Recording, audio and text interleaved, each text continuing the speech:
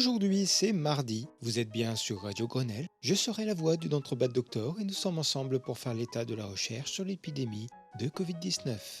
Allez Kiki, lève-toi et marche. Mais c'est chaque semaine en fait votre machin hebdomadaire. Bah oui, c'est l'idée. Non mais même sur Facebook. Mais oui, c'est un truc hebdomadaire. Ouais mais du coup même sur Tipeee. Mais non, Tipeee, c'est juste une plateforme pour laisser des dons aux gens que t'aimes bien. Et attends le voir, toi. Tu serais pas en train d'essayer de gratter du temps, là? Non. Bienvenue à tous sur l'écho des labos. Fake de la semaine.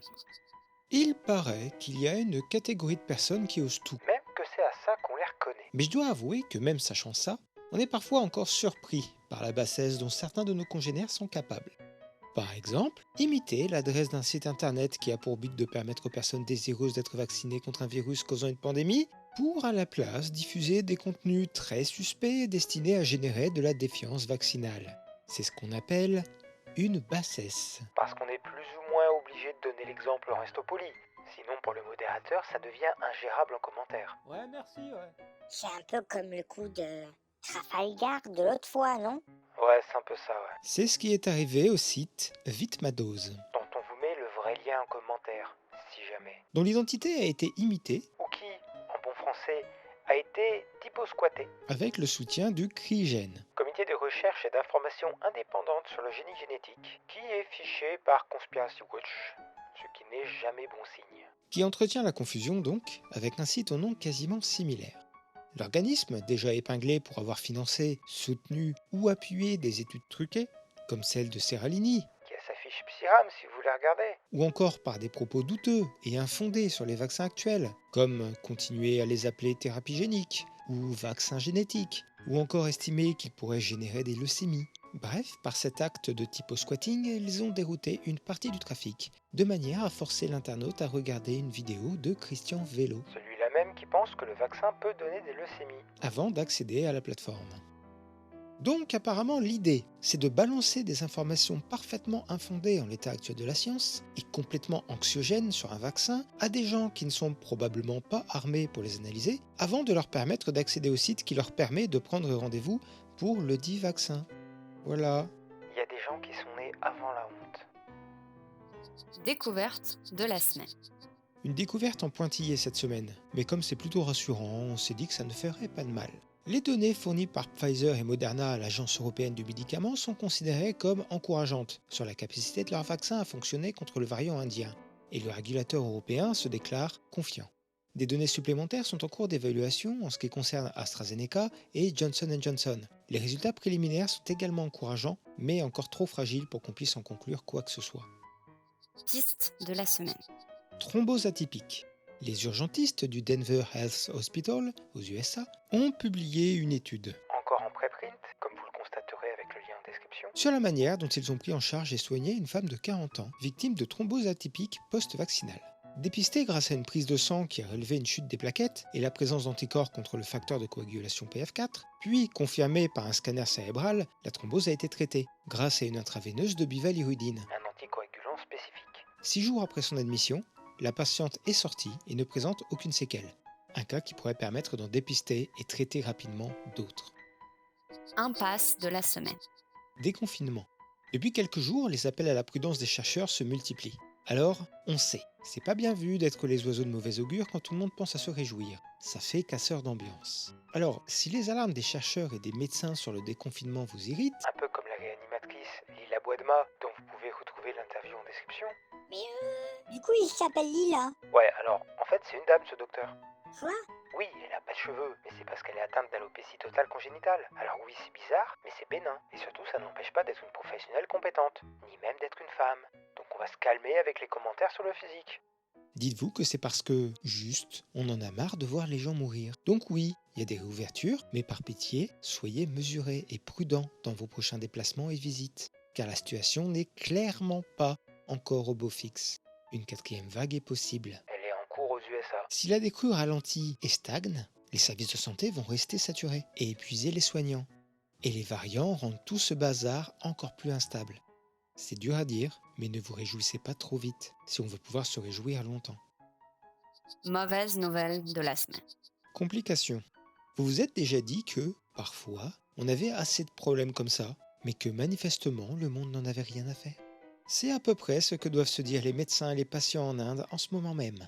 Comme si la flambée épidémique ne suffisait pas, un deuxième fléau frappe le pays, et plus particulièrement les survivants du Covid.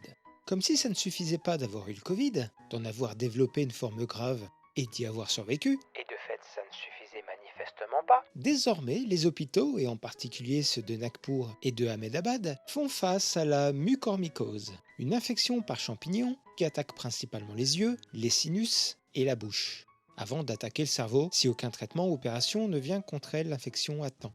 Le taux de létalité est à l'heure actuelle de 50%.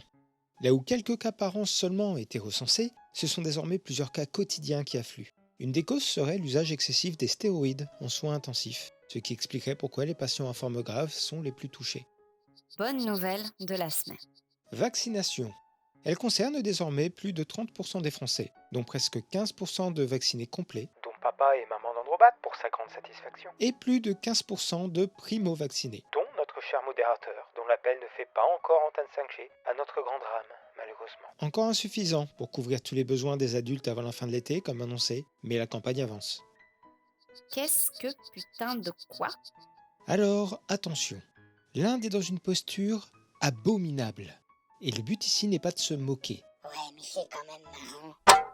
Non. Entre les vermifuges, les plantes bizarres, les gargarismes au citron et autres pilules magiques, nous avons eu en France notre lot de croyances irrationnelles et absurdes. Donc, il n'y a pas de quoi se vanter. Mais j'avoue que dans la liste des remèdes sortis de nulle part, on n'avait pas encore eu la situation où les médecins se retrouvent obligés de dire Non, s'enduire avec du caca, même de vache, même dans un pays où les vaches sont sacrées, ne va pas vous protéger du Covid. Depuis quelques semaines, la pratique se répand en effet en Inde. En désespoir de cause, probablement. Des centaines, des milliers de fidèles se font enduire de bouse et d'urine de vache avant d'aller faire des câlins aux 10 bovidés et de faire du yoga, puis d'être rincés au lait. Alors, non seulement il n'y a évidemment aucune preuve thérapeutique, mais qui plus est, les médecins s'inquiètent du risque de transmission d'autres maladies. Comme si le Covid Et les champignons bizarres, donc? ne suffisait pas. Ah, c'est ouf, la vache. Kiki. Non, mais parce que pour les soins, on peut dire qu'ils étaient quand même en période de vache maigre. Kiki, ferme-la. Eh, tu me parles pas comme ça. On n'a pas élevé les vaches ensemble. Des vaches quand même. Point méthode de la semaine. Le grand voyage autour de la science. 4.1. Se servir de la science. Enseigner. Aujourd'hui, nous abordons le dernier grand tronçon de notre grand voyage autour de la science. Une fois qu'une connaissance est fabriquée, vérifiée et imbriquée dans le reste du savoir, il faut encore s'en servir. Et pour cela, il existe plusieurs voies. L'enseigner, l'appliquer, l'utiliser pour transformer la science en elle-même, ou bien s'en servir comme tremplin pour la question suivante. Voyons d'abord ce qui est sans doute la première étape d'un nouveau savoir scientifique, l'enseignement. L'enseignement est le fait d'une catégorie un peu particulière de chercheurs, appelés en France les enseignants-chercheurs.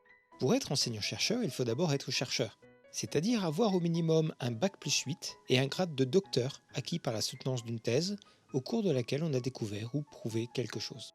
Par la suite, il faut avoir le droit de se présenter au concours, et pour cela, il faut être qualifié. La qualification est une épreuve sur dossier. Il faut prouver l'intérêt, la diversité et la qualité de sa recherche. Et, si le dossier est accepté, la qualification est valable 4 ans, après quoi il faut la renouveler. Une fois qualifié, un chercheur candidate sur un certain nombre de postes ouverts sur sa spécialité.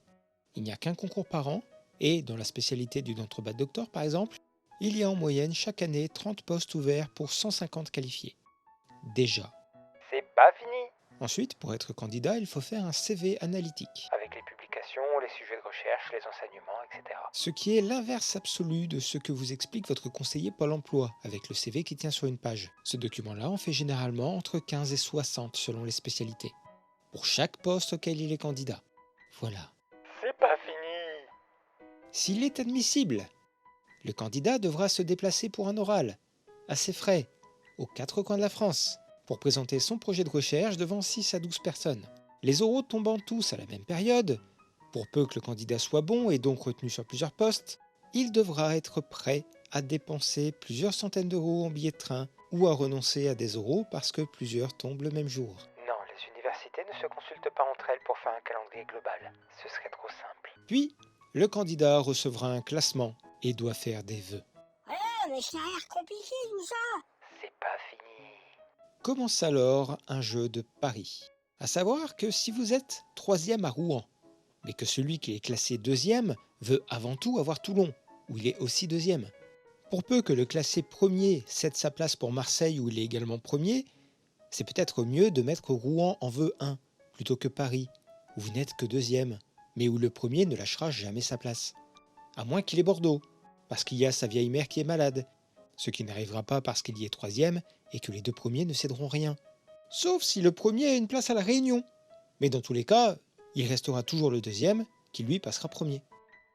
Si par chance, son classement de vœux lui octroie une place, Ce qui arrive en moyenne au bout de 4 ans pour les chercheurs des sciences dures et au bout de 6 ans pour ceux dans les sciences humaines, d'une moyenne. le jeune chercheur aura alors 1 an à tenir avant d'être titularisé en tant que maître de conférence. Waouh, c'était long. C'est pas fini. Si jamais il veut un salaire décent pour son niveau, Oui, parce qu'au bout de tout ça, on parle de quelque chose comme 3000 euros brut pour des gens qui ont minimum bac plus 8, avec 2 à 6 ans d'expérience. il devra devenir professeur des universités. Pour cela, il doit d'abord obtenir son habilitation à diriger les recherches, c'est-à-dire faire une seconde thèse sur un sujet qui n'a rien à voir avec la première.